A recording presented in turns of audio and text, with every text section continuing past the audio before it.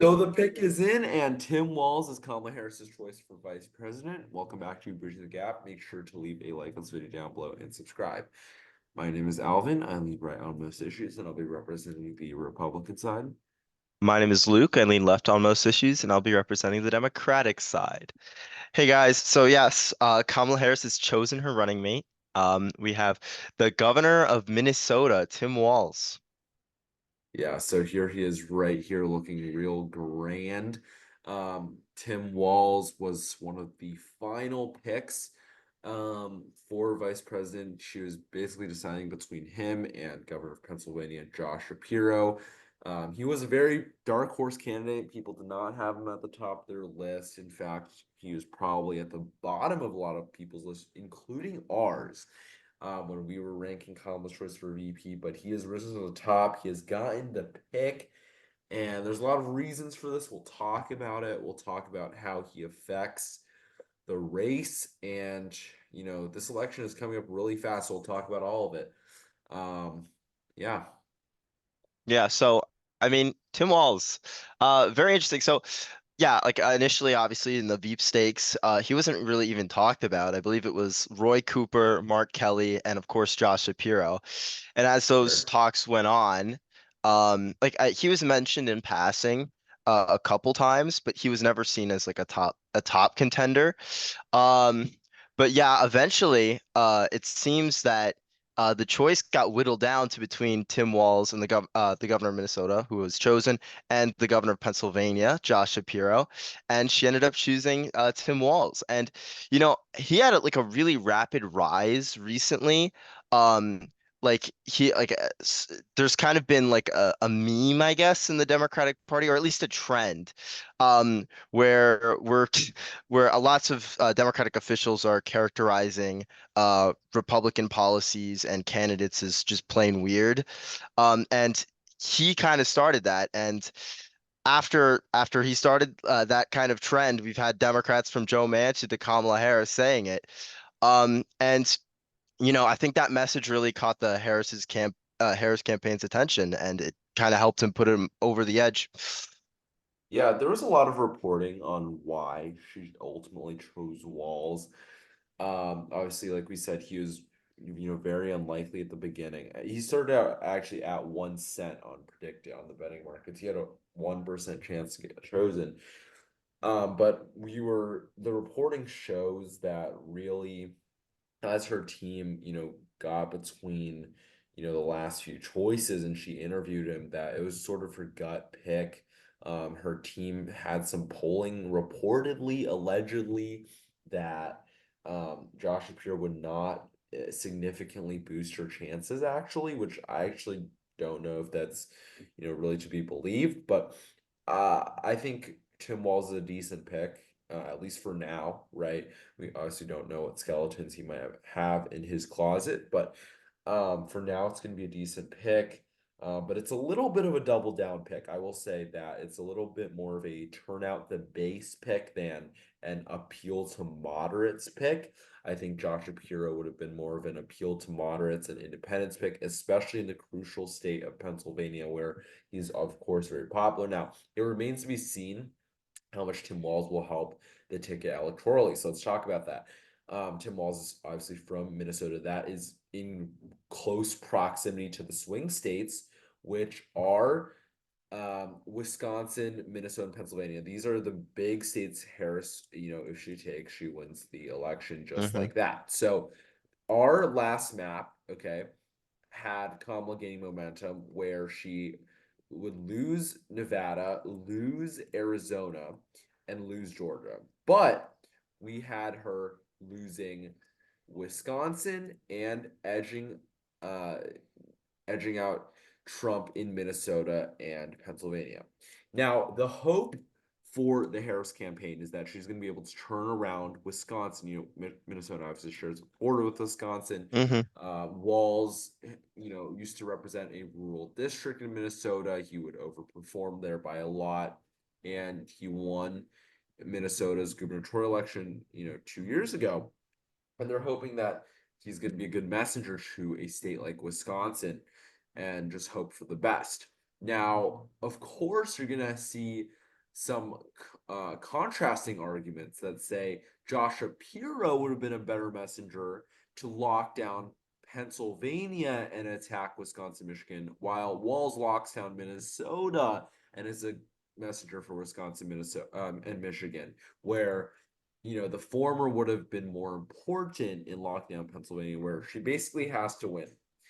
And that's a decent argument. I think Josh Shapiro would have been a lot more scary for the Republican side. Of course, is bridging the gap. I'm trying to represent a side's way of thinking. And there was reporting that the Trump campaign had actually started, starting whispers about Shapiro, sharing Oppo research with the progressives on Shapiro, doing whatever they could to boost Walz. And that's actually some interesting reporting because it shows that the Trump campaign really wanted Kamala to pick Walz over Shapiro. I know a lot of people on the right, were happy that she picked Walz. They were really scared of Josh Shapiro, actually, of his unique strength in Pennsylvania. But how do you think your side sees it after I all mean, this? I think people are pretty happy with Walls, from what I've seen. I think Shapiro would have been the best pick electorally, but after that, I'm not really sure how good of a pick he'd been. Like a part of the reason Kamala, in the reporting I've seen, turned down Shapiro is because in his interview he showed that he just really just wanted to be president, like that he just showed a lot of ambition, like he wanted to be the number one. He didn't want to be in the number two position.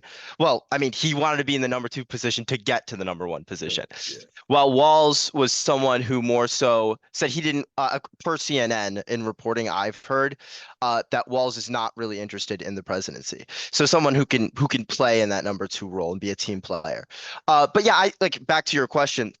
I think my side's like the Democrats as a whole are pretty happy with it. You see, people from like who are on the right side of the Democratic Party, like the more conservative side, I should say, like Joe Manchin, even some Republicans like Larry Hogan, very happy with this pick and Walls. And then you see progressives like on the far left of the party, like Alexandria Ocasio-Cortez and Bernie Sanders, also really happy with Tim Walz.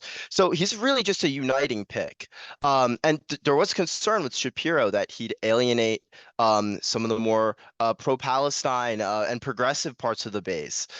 There was a lot of people going after him because of that, and also his more moderate policies on school choice and stuff also made some Democrats unhappy. Unions didn't really back Shapiro, but with Walz, the unions are happy, progressives are happy, moderates are happy. Like all the Democrats are really happy with him, and he has a good story. So we're rolling with him. Well, it seems like 80% of the country is happy with this pick then, right? 40% on of the people, of the country on the left that are happy with him. Probably 40% people on the right hoping that he'll be easier to beat. So I guess people are quite happy he got picked. Of course, you have, some people that are a little bummed about not Shapiro, specifically a lot of Jewish, communities were somewhat, sad, somewhat, I mean, they they endorsed felt, Walls. I think a major yeah, like I mean, Jewish obviously organization they backed Walls endorse, immediately.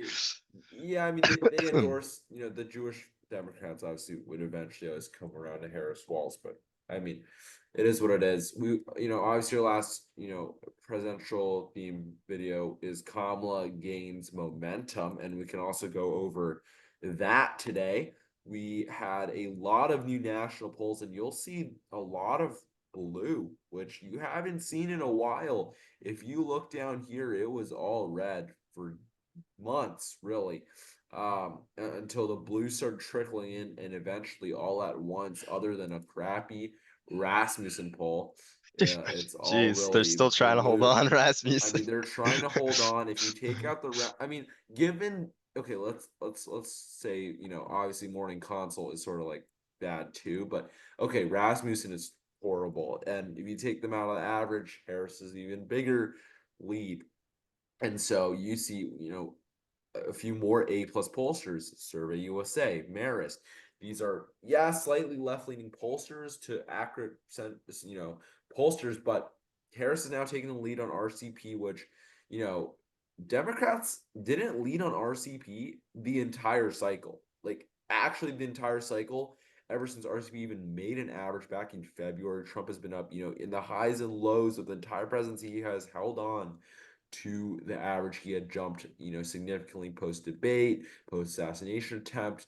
But ever since Biden withdrew, Harris has closed the gap very quickly and now has taken the lead. She's getting momentum in the national polling. She's probably realistically ahead in the national average by probably 2 to 3 points now. Actually, this polling average is a little lagging behind in some states. She's probably drawing Yeah. about even, and that's going to bode well for her. I think she's now the favorite. Our next prediction in September is probably going to reflect that. Although obviously things can bounce back. Obviously, all this happened in You two never weeks, know. so Yeah. Trump could obviously bounce back in 2 weeks. But let's look at the calendar now. She's got the DNC in 2 weeks. There's going to be another bump for her, unless something really bad happens. Like, obviously, really bad protests from the Palestine side could obviously throw a wrench into things. But for now, you see probably a bump there. Then you have, early voting starting 2 weeks after that, and she's got all the momentum on her side. She's got all these mail ballots flowing in, early voting coming in, especially in the state of North Carolina, which starts really early. Then you've got Hmm. October. Obviously, you've got some debates in here too. So a lot of things happening, but then election day is going to start, and Dems have a big advantage. You see this little graphic here from the New York Times. Mail voting is going to happen from a lot of states in September and October. And that's going to be some big momentum shifts Yeah. coming up. You've got all these states. These aren't really swing states, that vote really early, except North Carolina, but still, drawing to a close in mid-October. So a lot of things to say, a lot of things to talk about upcoming. So that's why you should really subscribe to the channel. But yeah, anything else to say on Walz or momentum or anything? I mean, yeah, I mean, I think the momentum on like in favor of Kamala Harris and the Democrats has been pretty Real. clear. Like you could just look at the same polls. Like the polling methodology hasn't changed. They had Trump up, and now as soon as Harris got in the race, now she seems to be favored in the popular vote at least for sure. The Electoral College might be a different story, and obviously that's a much harder obstacle. But like she's trending in a great direction right now, and like I think this rise might even continue as Republicans like seem kind of unable to message against Harris. Like it seems like Trump and Vance haven't like been able to effectively respond yet. Like I mean, you could just look at like this week alone.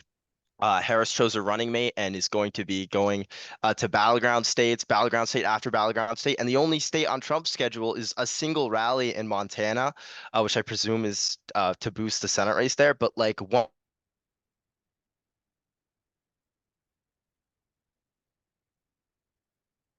to combat Harris's rise here.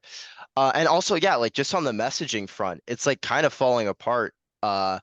In terms of like Trump's trying to question Harris's race and stuff like that is not going to like it's not going to appeal to people. Like you have to have some sort of like actual message that could reach and get voters. And as they keep flopping, Harris is just going to keep growing. Yeah, so I don't know. You cut out a little there in the middle, but Hmm. regardless, yeah, this is real. You can't really play one side, right? Like we acknowledge that Trump was doing really well in July, and in the same token, you have to acknowledge that Harris is doing very well in August, and maybe Trump as well in September. But you can't just say, polling was real here and polling is fake here. Hmm. And just like you can't say that, before there's people saying that, the polling is fake in July, right? A lot of people in the Yeah. Biden camp were saying that polling is fake here, but polling was real when Biden was ahead, or polling was real last year, or in 2022. You can't play both sides. You have to really say that polling is real all the time or polling is fake all the time. And polling is weird, especially in some states, but obviously the trend is significant and we have to look at that. So Yep. um, let's just be objective about our analysis and not, be partisan. That's the point of this channel. So thanks for watching, guys. Leave a like, subscribe, because we'll be talking about this more. Comment down below what you think is happening here and what you think about Tim Walz. in general, regardless of what side you're on. And thanks for watching. Share this video with your family and friends. See you guys.